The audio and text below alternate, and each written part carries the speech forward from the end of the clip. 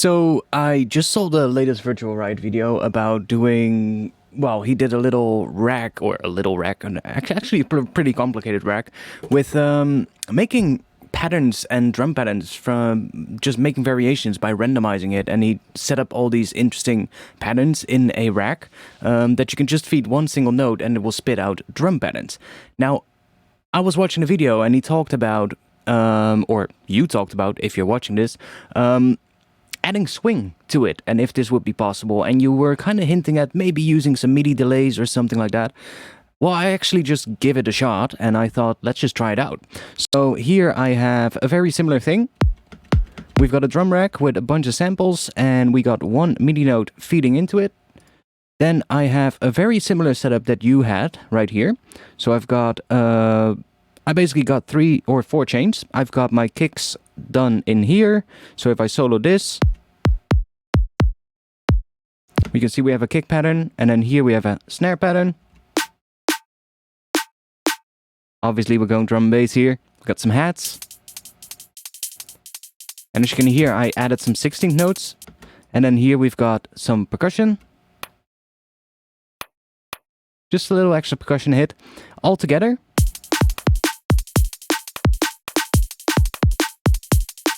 And now the thing, swing. I actually managed to make it work. So here I've got one global swing amount that will take all the 16th notes, so all the, not the 8 notes, but only the 16th notes, and it will take those and shift them to the right. So listen to what happens when I bring this up.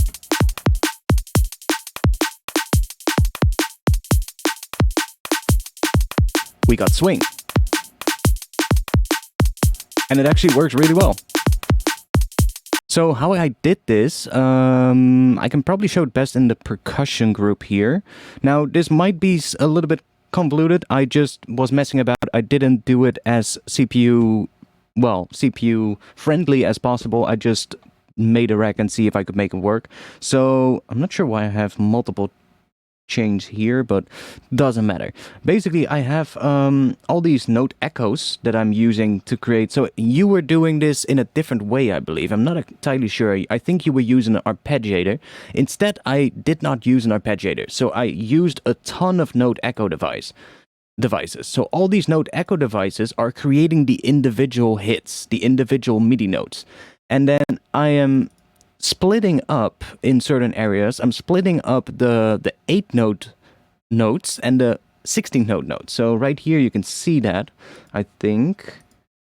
No, not in here. Let's go to the hats. That hat should be, yeah, here it's a lot more easier. So here we got like the main first hat. If we just solo the hats. See, so that's just the first hat, and then I'm using a note echo device to kind of, so what is happening here? We have a pitch device pitching the MIDI note up 2 semitones so that it plays that hat right there. And then I'm letting that go through here and adding a note echo with 16 turned on so that when we play this, we get another one halfway through. Then I have another chain, which is going to create the 8 note hats. So if I go in here, you can see I first added a pitch device, which changes the hi-hat sample to that one. So that changes the sample itself. Let me go back to here. Let's add the first one back. And then I just added a note echo device, set to 2. So we get that. And we still have the one in the middle as well, of course. Right?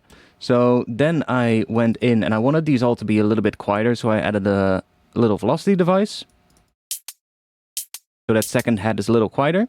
Then I added another note echo, this time set to 4. And we get that extra hat there. Another one set to 4. And you can see where this is going. I'm just repeating that another time. So we basically create the entire pattern. And then finally I have one, I think it's set to 16. Yeah, this one is set to 16. So it fills up the rest of that pattern. Now, then I added the 16th notes, and this is where the swing is going to come in. So this one, let's do that. We got some velocity again to make them quieter. Now we don't hear them yet, but if I turn one of these on, then we should. This one does 1, so it shifts it 1 semitone to the right. So we get that.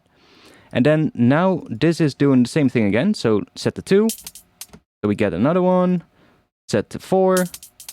So we get, basically fill up all the 16th notes here. This one 8, and the last one is set to 16th. So we get a full hi-hat pattern.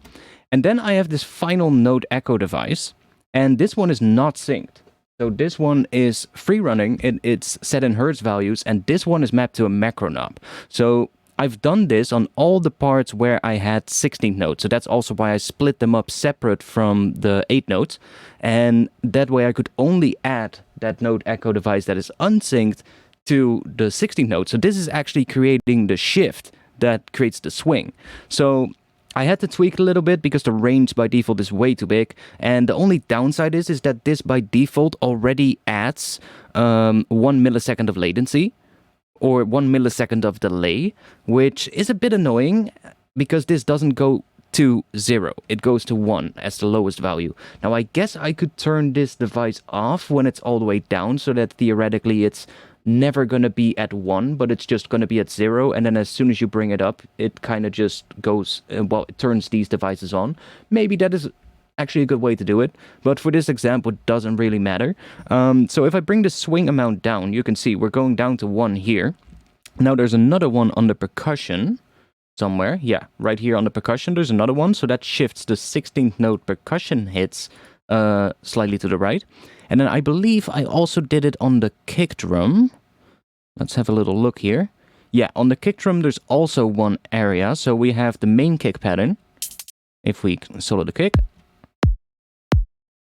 which is actually just kind of like a slow house pattern now I listen to it.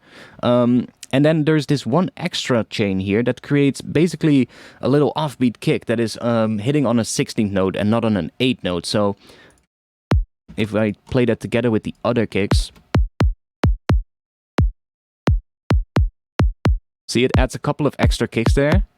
And those kicks are not hitting on 8 notes, but they're hitting on 16th notes. So this one also had that extra thing added to it. I'm not sure why that is here. Oh, that's just to... Wait, maybe that should be at 16. Yeah, that should be at 16. So now that also has a swing to it. So if I now bring everything back,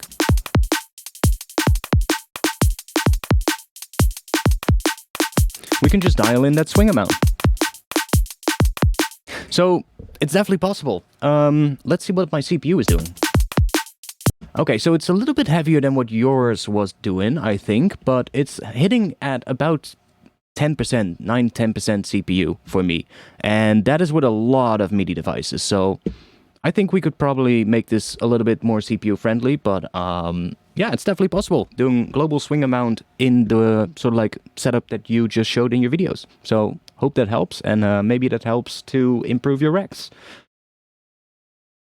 Okay, that was it. Thanks. Peace.